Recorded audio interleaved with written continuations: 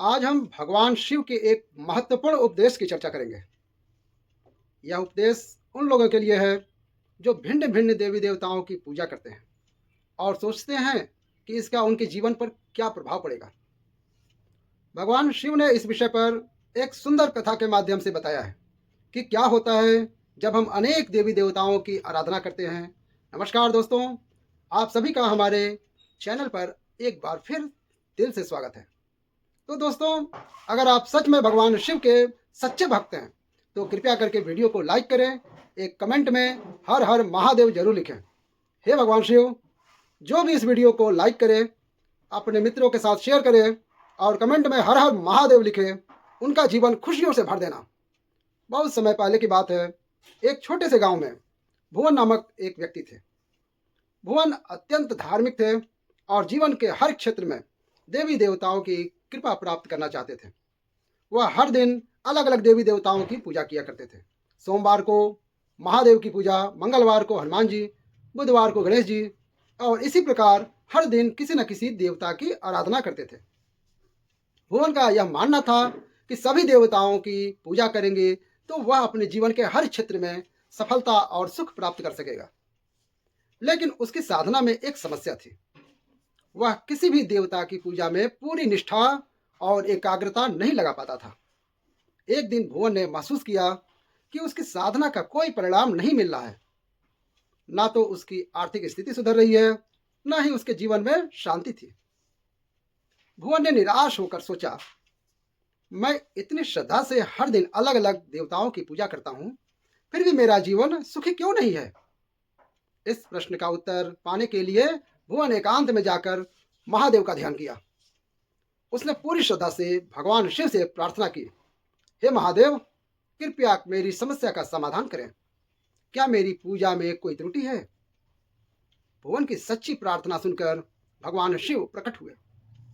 उन्होंने मुस्कुराकर पूछा, वत्स, क्या समस्या है जो तूने मुझे पुकारा?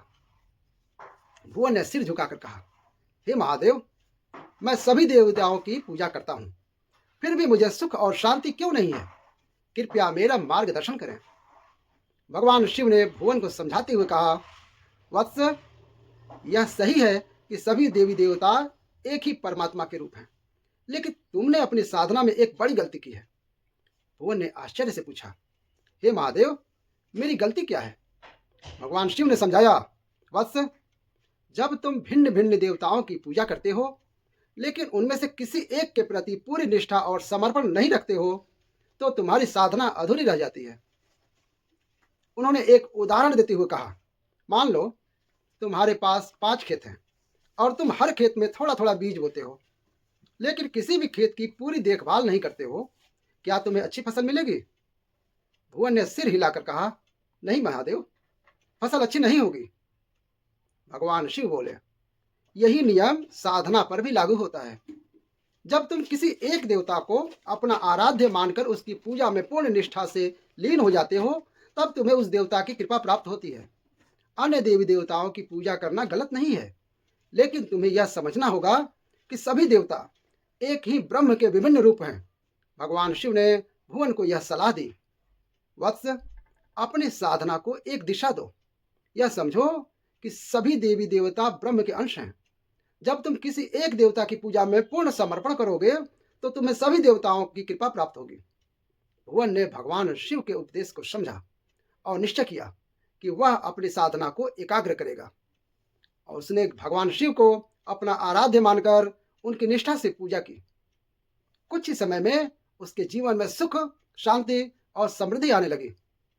यह कहानी हमें सिखाती है कि सभी देवी देवता एक ही परमात्मा के स्वरूप हैं। किसी एक देवता की पूजा में पूर्ण निष्ठा और समर्पण रखने से हमें सभी देवताओं की कृपा प्राप्त होती है। भिन्न भिन्न आराधना करना गलत नहीं है, लेकिन साधना में एकाग्रता और समर्पण होना आवश्यक है। दोस्तों, भगवान शिव का यह उपदेश हमें बताता है कि भक्ति में स्थिरता और निष्ठा कितनी महत्वपूर्ण है। अगर आपको यह कथा और भगवान शिव का ज्ञान वर्धक उपदेश पसंद आया हो तो इसे लाइक करें, अपने दोस्तों के साथ शेयर करें और हमारे चैनल को सब्सक्राइब करके बेल आइकन जरूर दबा दें। हर हर महादेव।